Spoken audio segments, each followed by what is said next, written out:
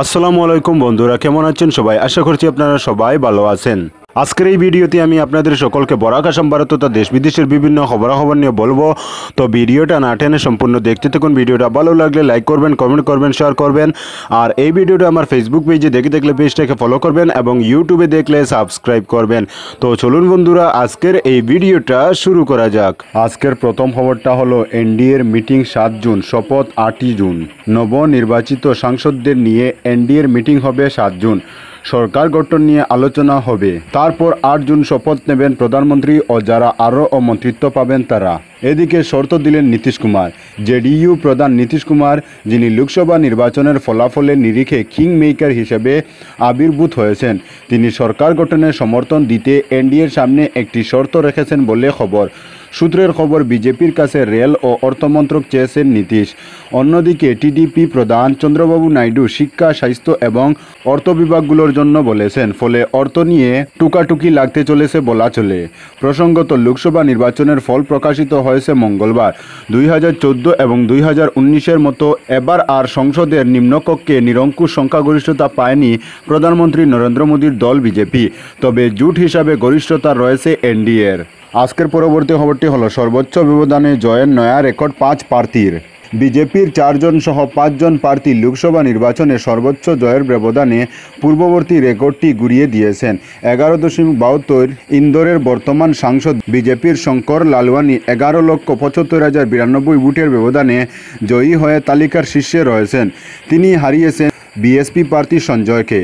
তার প্রাপ্ত ভোট হল 51,659। দ্বিতীয় স্থানে রয়েছেন অসমের কংগ্রেসের প্রার্থী রকিবুল হোসেন। তিনি ধুবড়ী থেকে 14,71,885 ভোটে জয়ী হন। তিনি পরাজিত করেছেন এআইইউডিএফ সুপ্রিমো বদরুদ্দিন আজমলকে। আজমল পেয়েছেন 4,59,409 ভোট। ব্যবধান ছিল 10,12,476 ভোটের। তিনি দ্বিতীয় সর্বোচ্চ ভোটের ব্যবধানে জয় পেয়েছেন। মধ্যপ্রদেশের প্রাক্তন মুখ্যমন্ত্রী শিবরাজ সিং চৌহান বিদিশা থেকে 8,21,408 ভোটের ব্যবধানে জয়ী হন। তিনি তৃতীয় সর্বোচ্চ ব্যবধানে জয়ী হয়েছেন। তার নিকটতম প্রার্থী কংগ্রেসের প্রতাপ বানু শর্মা পেয়েছেন 2,95,052 ভোট। চতুর্থ সর্বোচ্চ ব্যবধানে জয়লাভ করেন বিজেপির CR পাটিল। তিনি গুজরাটের নামসারি থেকে 7,73,551 ভোটে জয়ী হন। প্রাপ্ত ভোট হল 10,31,065। এই কেন্দ্রে কংগ্রেসের প্রার্থী NB দেশাই পেয়েছেন 2,57,514 ভোট। কেন্দ্রীয় স্বরাষ্ট্রমন্ত্রী অমিত শাহ গান্ধীনগর থেকে 7,44,716 ভোটের ব্যবধানে জিতেছেন। ভোট পেয়েছেন 10,10,972টি। নিকটতম প্রতিদ্বন্দ্বিতা কংগ্রেস প্রার্থী SR প্যাটেল পান 2,66,256টি ভোট। উল্লেখ্য, সর্বোচ্চ জয়ের ব্যবধানে আগের রেকর্ডটি ছিল বিজেপির প্রীতম মুন্ডের। তিনি 2014 সালে মহারাষ্ট্রের বীর থেকে 6.96 লক্ষেরও বেশি ভোটে একটি উপনির্বাচনে জিতেছিলেন। আজকের পরবর্তী খবরটি হলো প্রধানমন্ত্রীর পদ থেকে ইস্তফা নরেন্দ্র মোদীর। নয়া সরকার গঠনের আগেই বুধবার প্রধানমন্ত্রীর পদ থেকে ইস্তফা দিলেন নরেন্দ্র মোদী। বুধবার দুপুরে দেশের রাষ্ট্রপতি দ্রৌপদী মুর্মুর কাছে গিয়ে নিজের পদত্যাগপত্র জমা দিয়েছেন বলে খবর। ইতিমধ্যে সামাজিক মাধ্যমে বেশ কিছু ভাইরাল হয়েছে। এদিন রাষ্ট্রপতি ভবনে রাষ্ট্রপতি দ্রৌপদী মুর্মুর সঙ্গে সাক্ষাৎ করেন প্রধানমন্ত্রী নরেন্দ্র মোদী। প্রধানমন্ত্রী কেন্দ্রীয় মন্ত্রিপরিষদের সঙ্গে তার পদত্যাগপত্র জমা দিয়েছেন। রাষ্ট্রপতি পদত্যাগপত্র গ্রহণ করেছেন এবং নতুন সরকার গঠন না হওয়া পর্যন্ত প্রধানমন্ত্রী ও কেন্দ্রীয় মন্ত্রিপরিষদকে দায়িত্ব চালিয়ে যাওয়ার অনুরোধ করা হয়েছে বলে জানিয়েছেন রাষ্ট্রপতি ভবন। মঙ্গলবার নির্বাচন কমিশন লোকসভা নির্বাচনের চূড়ান্ত ফলাফল ঘোষণা করেছে। কমিশনের তরফে দেওয়া তথ্য অনুযায়ী বিজেপি একটি বড় জয় পেয়েছে। 543টি আসনের মধ্যে বিজেপি পেয়েছে 240টি আসন, কংগ্রেস পেয়েছে 99টি আসন। আজকের পরবর্তী খবরটি হলো বলেশ্বরে সলিল সমাধি ব্যক্তির, কালাইনে বিদ্যুৎস্পৃষ্ট হয়ে মৃত্যু যুবকের। কাঠিগড়া কেন্দ্রে 2টি মর্মান্তিক ঘটনা ঘটল। জলে ডুবে মৃত্যু ঘটল একজনের, আরেকজন বিদ্যুৎস্পৃষ্ট হয়ে প্রাণ হারালেন। জানা যায়, গরু চড়াতে গিয়ে বলেশ্বর নদীতে তলিয়ে যান রকিব আলী নামের এক ব্যক্তি, 60 বছর বয়স। বুধবার নদীর জল থেকে উদ্ধার হল তার মরদেহ। ঘটনাটি সংঘটিত হয়েছে পশ্চিম কাটিগড়ায় মঙ্গলবার বিকেলে। মৃত ব্যক্তির বাড়ি জালালপুর তারাপুর গ্রামে। খবর পেয়ে স্থানীয় লোকেরা নদীতে নেমে তল্লাশি করলেও সন্ধ্যা অবধি কোনো হদিশ পাননি। বুধবার সকালে নদী থেকে স্থানীয়রা উদ্ধার করেছেন রকিব আলীর মরদেহ। এদিকে শোকাবহ এক ঘটনা সংঘটিত হয়েছে কালাইনে। নৌকার বইটা বৈদ্যুতিক তারের সংস্পর্শে এসে মৃত্যু হলো যুবকের। বন্যা কবলিত বাড়ি থেকে বাজারে যাওয়ার উদ্দেশ্যে বেরিয়ে বৈদ্যুতিক তারের সংস্পর্শে বেঘুরে প্রাণ হারালেন কালাইনের ভৈরবপুর দ্বিতীয় খণ্ডের এক ব্যক্তি। জানা গেছে মঙ্গলবার বিকেলে লোকসভা নির্বাচনের গণনার শেষ পর্বের খবর নিয়ে ব্যস্ত তখনই সংঘটিত হয়েছে শোকাবহ অঘটন।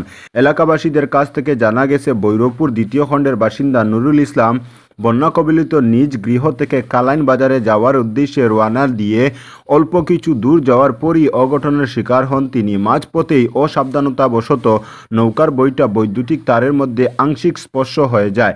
এতে বিদ্যুৎস্পৃষ্ট হয়ে গুরুতর জখম হন নুরুল ইসলাম। এলাকাবাসীরা তাকে ঘটনাস্থল থেকে উদ্ধার করে কালাইন সিএইচসিতে নিয়ে যান, কিন্তু শেষ রক্ষা হয়নি। মৃত্যুর কুলে ডলে পড়েন নুরুল ইসলাম। কর্তব্যরত চিকিৎসক তাকে মৃত বলে ঘোষণা করেন।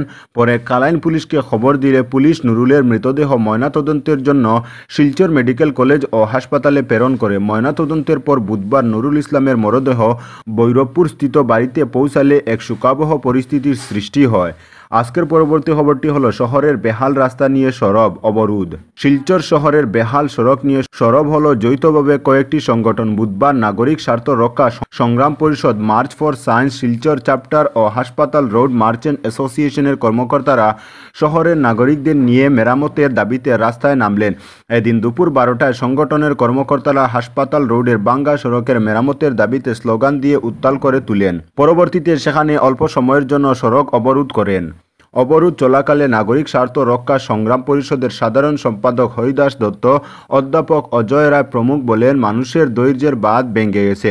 বাঙ্গা রাস্তায় প্রতিদিন দুর্ঘটনা ঘটেছে, অথচ পূর্ত বিভাগের আধিকারিক ও জনপ্রতিনিধিরা নীরব। তারা বলেন যে কোনো সময় দুর্ঘটনার শিকার হয়ে যে কারোর প্রাণ পর্যন্ত যেতে পারে, অথচ সংশ্লিষ্ট বিভাগ দর্শকের ভূমিকা পালন করছে।